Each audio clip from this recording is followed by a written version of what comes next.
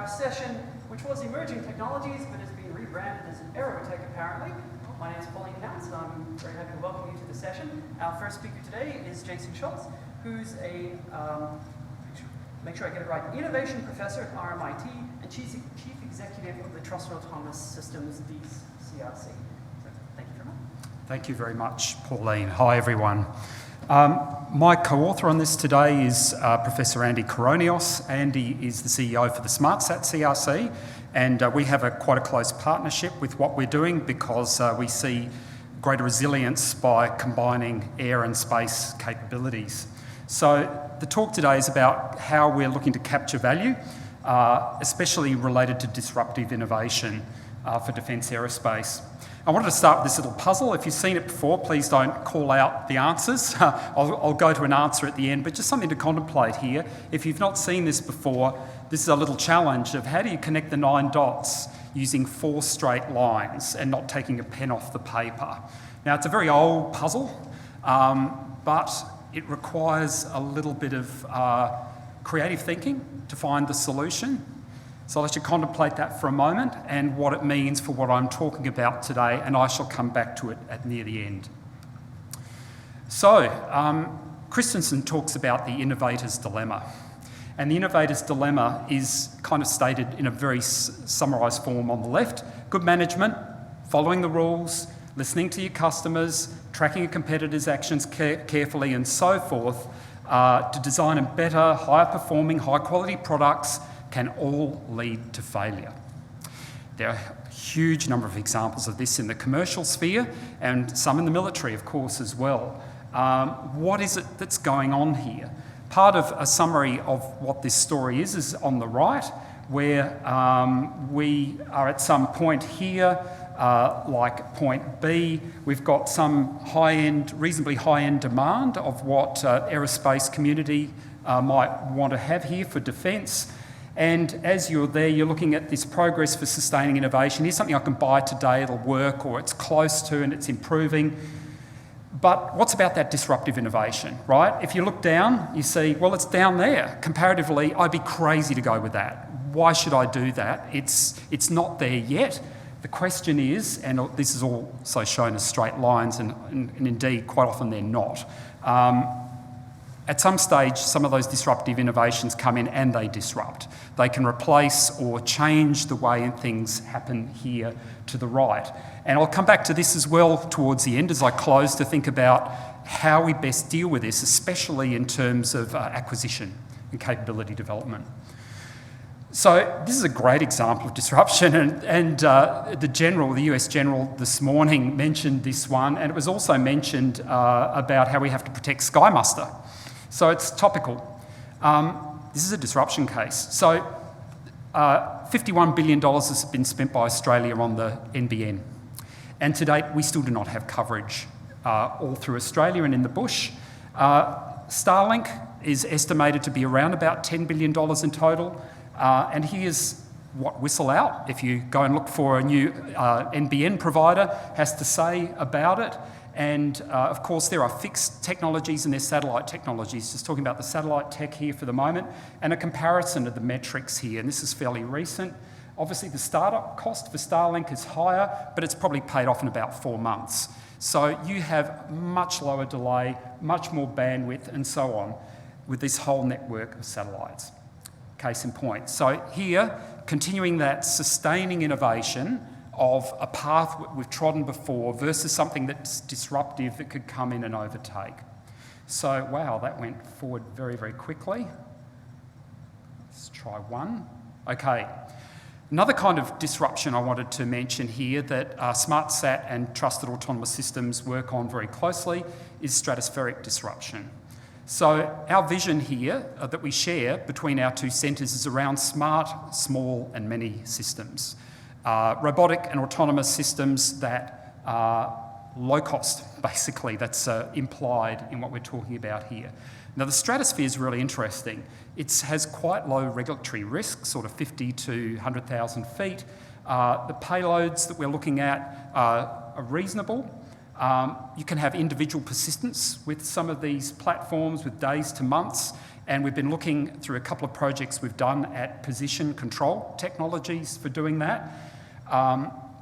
There's collective persistence that can be had with this, because once you take this cost point down so low, then you can build lots and lots of them, and once again, they don't have to be perfect, and you don't have months or weeks to relaunch them. You can launch lots of them anytime from wherever you want. And some of the trials we've gone through in last year have predictability in our recovery paths and edge computing we've put on this, originally sponsored with some Jericho support and Defence AI Centre. So we can bring them down in places that are safe to bring them down, and especially important in the Indo-Pacific region where we could operate these. Self-organising teams, we've done a trial with a previous version of this called Firefly. We're spotting fires with near-infrared package, and the balloons self-organised to provide comms coverage for responders and so on. And that's the kind of cost target we've got at the moment. I think that could come down to kind of something like 10K per unit at a production scale. It has other benefits: pre-qualifying for space, reusability. Sometimes we can reuse these balloons 6 times.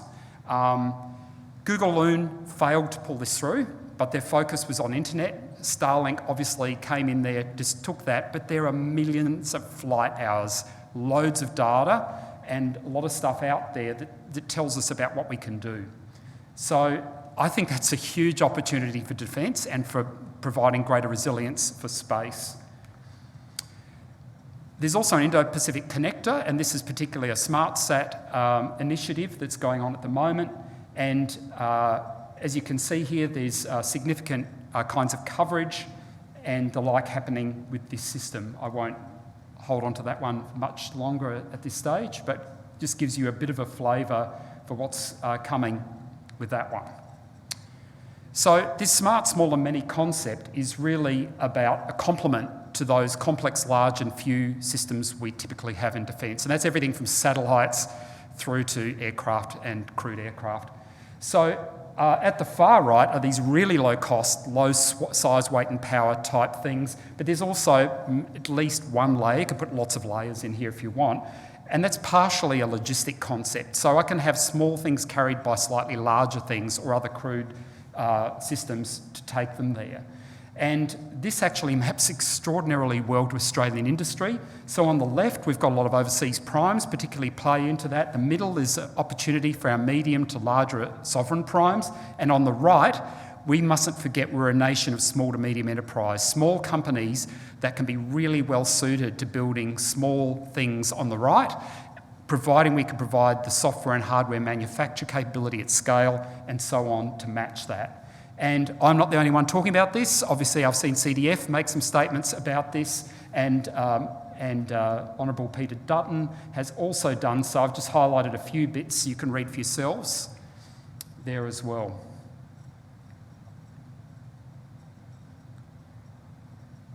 So this is the kind of mission that we're going after. So I wanted to mention another aspect of this, because what happens when you have smart, small and many systems? How do you deal with the scale? We cannot have an approach where we have proprietary systems where everything has a ground station and crew. What we need is, in effect, a common control system, and I think it needs to be sovereign. So this is something we have to have, and I think Navy has supported this also in their vision for future RAS and AI. So this diagram on the right is from DARPA about their Mosaic Warfare concept, and it's about the ability to put multiple simultaneous kill chains or defence capabilities up simultaneously, creates a dilemma for an opponent, and gives you lots of options for which an enemy may not be able to counter them all. Now, this diagram kind of explains a little bit how it works. It maps very, very nicely onto a mission command type concept where the human has command, the machine has a control, and there's a binding of those two. But in fact, this concept coming out that was published in 2020 from DARPA is 20 years old, because we developed this already 20 years ago in Australia. My colleague Dale Lambert from DST Group and myself came up with this notion of ubiquitous command and control starting back in 1999. And what I'm talking about here is that some of the ways to achieve Mosaic Warfare we have at hand right now. Common control language is a facilitator. We want a naturalistic way for people to be able to task these machines and state the constraints around which they operate. We need a protocol that binds the human intent to the machine capability or course of action offers, and we propose an agreement protocol modelled on contract law. So we're going to take, and we have already implemented aspects of this, that take contract law. Now, it doesn't have to be that way, but it's kind of nice because there's good baggage from the law to bring in. It's good for assessing if something went wrong, where did it go wrong, who was responsible, or was it the machine, was it the person, who had the control, the command over that at the time, and so forth. It also allows for a flexible binding, and I'll add that not only does the human bind the machine through this, but machine achieving intent might need help, and it can subcontract to a whole bunch of other machines to get more involved and connected in, and that's all part of this. So, of course, that acknowledges that agent-based systems that proprietary companies build, they're not thrown away, but you have interfaces that allow that and make that common. And critical as well to this, I think, is spectrum management protocol, and we've got a specific project which looks at how we can autonomously manage complex spectrum in an adversarial environment, which I won't talk about at this event. So, Trusted Autonomous Systems is a Defence CRC, was created by Defence for Defence to get after this sort of problem, and SmartSat CRC has quite a different kind of foundation. It's a more traditional CRC, but we're both here to try and bring in disruptive innovation. So we work together with some of these things because not only the reuse and the connections between these things, but because the AI we build for some of our systems can be translated from the stratosphere to space to underwater. Those algorithms changed a bit, tweaked a bit to deal with the different environmental dynamics and physics, but a lot of the AI can be the same. So you've seen there on the left some of the things that we focus on. We really use the focus with what we do, world-leading capabilities, and we contract things quickly. So I think we need some reforms. I'm hoping to see the results of the PIVA review sometime soon to see how things might change in our innovation system. And I won't read them out, but there's some of the things that I think we could do that would help right now. And in terms of this diagram on the right, not only should we look down as a capability manager, we need to look at the rate of acceleration of that rise. We need to look forward and see, well, where could this be when it comes my way in the next months to years? And reassess, because smart, small and many can drop that high performance, high quality, high reliability to, I don't care if I lose 5%, 10%, etc. It changes your set point. Game changer, right? So that's how you connect the dots. And what do? Well, I put a box around it. Now, a box, we all live in box, right? It's a famous thing, thinking outside the square. But the fact is the square, the constraints, the implied aspects of our culture and things always constrain our ability to innovate and think about it. But everybody that's here in this room is absolutely capable of it and doing it, but our bureaucratic things sometimes let us down. So, summary, you need external agents to help you with this in defence, I think. So, SmartSat and TAS are really well positioned to do that. We've got huge disruptions coming our way right now, and we need to be in front of the curve, and we're here to help you get there. I'm really keen to do stuff here with this stratospheric balloons, as you probably know, and I think common control is another really important strategic investment that we need to glue these systems together in the future. Thank you. So I'm Mike Scholz from Germany, and I pretty much appreciate your presentation and saying that we need new procurement processes. So many militaries in Europe, not mentioning any special one, suffer from very bureaucratic procurement processes, even in their national arena. And we have made the experience so far that if you go to multinational procurement, having large projects like building fighter airplanes together or even transport airplanes, whatever you like, it gets complex and more complex, and costs rise by the square root of the number of participants. So that's an internal rule. If 4 nations come together and try to build a complex weapon system, for instance, so that the cost doubles actually in normal processes. First question, have you got experience in mitigating costs in multinational projects? And perhaps what would your advice be to put innovative and disruptive innovation into a coalition or European context? Thank you. Yeah, thank you very much. Good questions. First one, I have no experience of that in an international context in terms of reducing cost. I've worked in a scientific, multinational context and done things that way, but I understand that you're talking about another level of complexity, so I'm sorry, can't really comment on that one. In terms of the second, some of the things that I'm talking about here, like this common control construct, kind of signals that we could go away from big systems integration and the massive, massive costs involved with that. So the US concept for common control wouldn't take in any unmanned aerial system under $80 or $100 million because it's too expensive.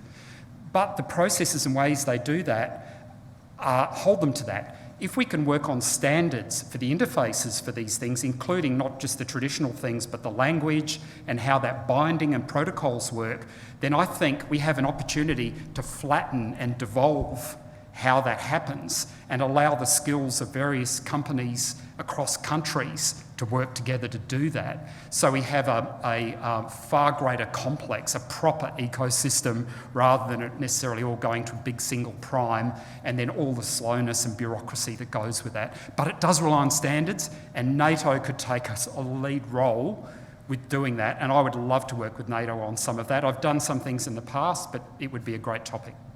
Thanks.